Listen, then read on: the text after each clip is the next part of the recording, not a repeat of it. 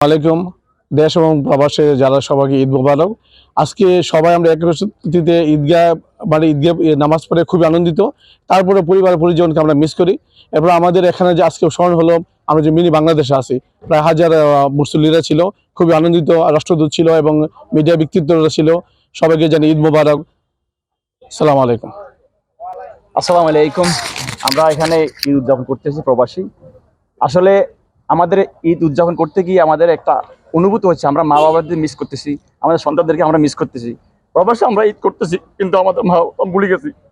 আমরা সবার জন্য দোয়া করি, দেশের জন্য, মা বাবার জন্য দোয়া করি। আর আমরা সব মিস করতেছি যে আমরা এখানে প্রবাসে আছি। তকদিরের খাতিরে সকলের কাছে ঈদের শুভেচ্ছা ও ঈদ মোবারক। আমরা কাতার প্রবাসীরা একত্রিতভাবে বাংলাদেশ এমবিসির তত্ত্বাবধানে আমরা এখানে আজকে ঈদের জামাত করলাম। প্রবাসে আসলে আমাদের অনেক আত্মীয় স্বজন বাংলাদেশে রেখে আমরা এখানে ঈদ করি, তাদের জন্য আজকে আমাদের একটু খারাপ লাগে। তারপরও বিশেষ করে প্রবাসীরা আমরা এখানে একত্রিত হয়ে কাতার প্রবাসীরা সুন্দরভাবে ঈদ যাপন করেছি। তো মোটামুটি হলো আমরা আনন্দ পাচ্ছি। যারা আছেন কাতারে এবং দেশে সকলকে ঈদ মোবারক এবং ঈদের শুভেচ্ছা জানাচ্ছি।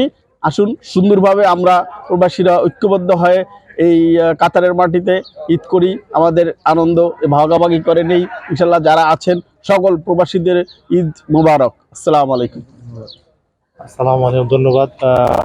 আজকের কাতারের কাতারের বুকে এক টুকরা বাংলাদেশ খুঁজে পেলাম। একত্রিতভাবে বাংলাদেশ স্কুলে এসে আমরা সবাই ঈদ উল ফিতরের নামাজটা আদায় করেছি। সাধনার পরে আদায় করে অনেক আনন্দিত এবং অনেক গর্বিত। আমি আমার পক্ষ থেকে অন্তরস্থল থেকে সবাইকে, কাতারের প্রবাসী যারা আছেন সবাইকে জানাচ্ছি ঈদ মোবারক। এবং কাল বাংলাদেশ ঈদ, অনেক মিস করছি বাংলাদেশে এবং বাংলাদেশের আমার ফ্যামিলি সবাইকে জানাচ্ছি কাতারের থেকে, কাতার প্রবাস থেকে আমি ঈদ মোবারক। তুমি তো বাবার সাথে ঈদের নামাজ পড়তে এসেছো, কেমন লাগছে তোমার? অনেক ভালো লাগছে আমার। আমি ঈদ করতে আসছি, আমার স্ত্রী আমি ঈদ করতে আসছি, সবাই বাংলাদেশি। ভালো লাগছে। আপনার কেমন লাগছে?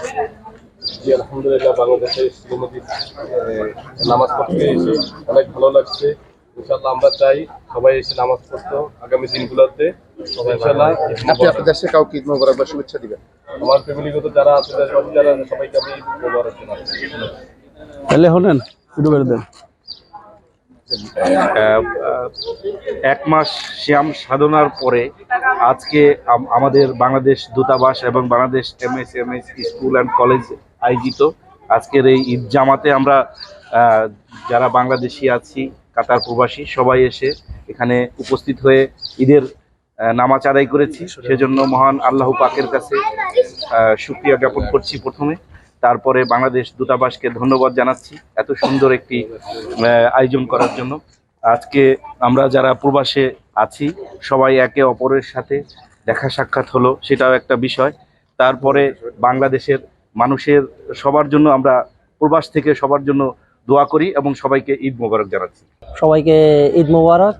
আমরা সবাই এখানে বাংলাদেশ দূতাবাসের আয়োজনে আজকে আমাদের বাংলাদেশের যে ঈদ আয়োজনটা হয়েছে, আমরা সবাই ভালোভাবে ঈদ করেছি এবং কি আমরা ফ্যামিলিকে ছাড়া এখানে ঈদ করতেছি, কিন্তু আমরা ওই জিনিসটা আমাদের এতটা মিস করে না, সবাইকে পেয়ে আমাদের ফ্যামিলির মতোই মনে হয়েছে। আপনার অনুভূতি কেমন? আপনজনদেরকে রেখে আপনি ঈদ করছেন, আপনার অনুভূতি কেমন? আপনজনদেরকে রেখে ঈদ করা সবসময় তো একটা কষ্টদায়ক, তবে আমাদের দূতাবাসের আয়োজনে যে সুন্দর একটা আয়োজন করছে, আমরা সবাই মিলে এখানে একত্রিত হইতে পেরেছি বাংলাদেশিরা, সেজন্য আমরা সত্যি অনেক ভালো লেগেছে সবাইকে। আপনি আপনার দেশের বা প্রবাসের আপনার আপনজনদেরকে ঈদের শুভেচ্ছা দেন। আমার প্রবাসী এবং দেশে যারা আমার আত্মীয় স্বজনরা আছে সবাইকে ঈদ মোবারক।